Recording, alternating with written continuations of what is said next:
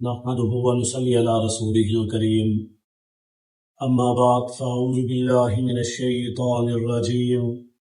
بسم الله الرحمن الرحيم قال الله تبارك وتعالى في كلامه المجيد والفرقان الحميد قل إن كنتم تحبون الله فاتبعوني يحببكم الله ويغفر لكم ذنوبكم والله غفور رحيم قل اطيعوا الله والرسول فإن تولوا فإن الله لا يحب الكافرين إن الله اصطفى آدم ونوحا وآل إبراهيم وآل عمران على العالمين ذرية بعضها من بعض والله سميع عليم صدق الله العظيم۔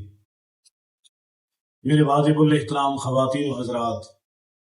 ارشاد باری تعالی ہے قل ان کنتم تحبون اللہ، کہہ دیجئے اے میرے محبوب پیغمبر، اگر تم اللہ سے محبت کرتے ہو فاتبعونی، بس میری اتباع کرو، یحببکم اللہ،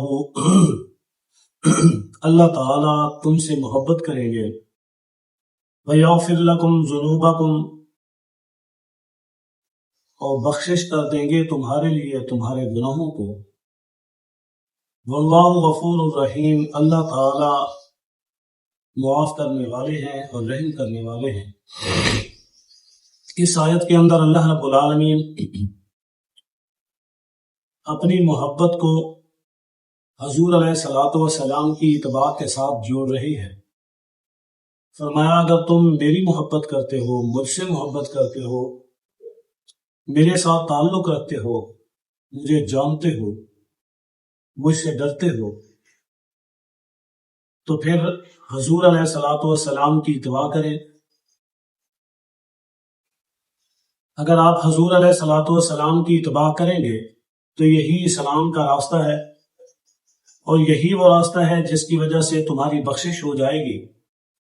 تمہارے گناہوں کو معاف کر دیا جائے گا، تمہاری خطاؤں کو درگزر کر دیا جائے گا، اس وجہ سے کہ اللہ کی ذات معاف کرنے والی ہے اور رحم کرنے والی ہے۔ فرمایا قل اطیعوا اللہ والرسول، اے میرے محبوب پیغمبر آپ کہہ دیجئے کہ اللہ کی اطاعت کرو اور رسول کی اطاعت کرو، یعنی اللہ اور اللہ کے رسول کی اطاعت واجب ہے، یہ فرض ہے۔ اگر تم نے ہدایت کے راستے پر چلنا ہے تو پھر آپ کو اسی راستے پر چلنا ہوگا، یہی کامیابی اور کامرانی کا راستہ ہے۔ فَإِن تَوَلَّوْا فَإِنَّ اللَّهَ لَا يُحِبُّ الْكَافِرِينَ، بس اگر تم نے کسی اور راستے کی طرف منہ موڑا، روح گردانی کی، منہ موڑ لیا، فَإِنَّ اللَّهَ لَا يُحِبُّ الْكَافِرِينَ، بے شک اللہ تعالی انکار کرنے والوں سے محبت نہیں کرتے۔ اللہ کی ذات دوسری طرف جانے والے لوگوں سے الفت نہیں رکھتے۔ جس نے اسلام کے علاوہ کسی اور راستے کو چنا، اللہ اور اللہ کے رسول کی بات کے علاوہ کسی اور بات کی طرف گیا، پھر وہ اللہ کا پسندیدہ نہیں رہتا، اللہ تعالیٰ اسے ناپسند کرتے ہیں۔ اس لیے فرمایا ان اللہ اصطفیٰ، بے شک اللہ تعالیٰ نے چن لیا آدم علیہ السلام کو، ونوحا اور نوح علیہ السلام کو، وآل ابراہیم اور ابراہیم علیہ الصلوۃ والسلام کی آل کو، وآل عمران اور عمران رحمہ اللہ تعالیٰ کی اولاد کو، علی العالمین جہان والوں پر۔ فرمایا اس آیت کے اندر اللہ رب العالمین یہ فرما رہے ہیں آدم علیہ الصلوۃ والسلام سے لے کر حضور علیہ الصلوۃ والسلام تک ہر زمانے کے اندر، ہر دور کے اندر اس وقت کے پیغمبر کا انتخاب ہوا، اور وہی کامیابی کا راستہ تھا، وہی کامیابی اور کامرانی کا واحد ذریعہ تھا، بخشش کے لیے وہی دروازہ کھلا تھا کہ اگر اس دور میں اللہ اور اس دور کے پیغمبر کی اطاعت کی گئی، چاہے وہ آدم علیہ السلام کا زمانہ ہو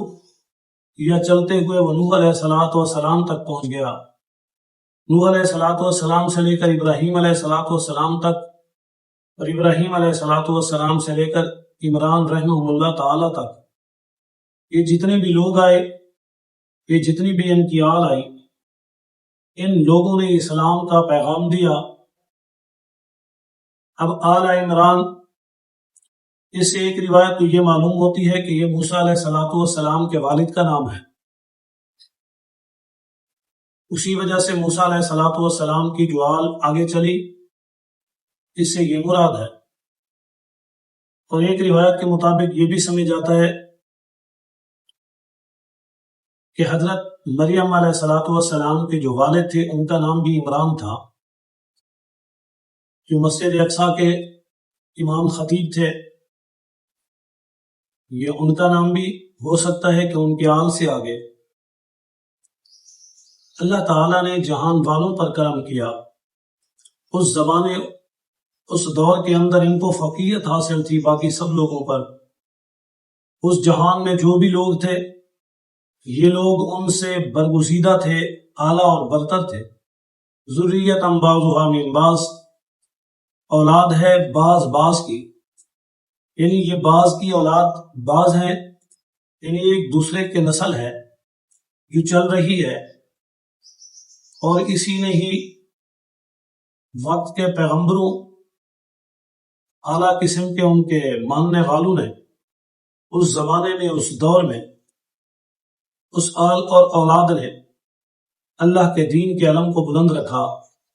اس لیے فرمایا واللہ سمیع علیم، اللہ تعالیٰ سننے والے بھی ہیں اور جاننے والے بھی۔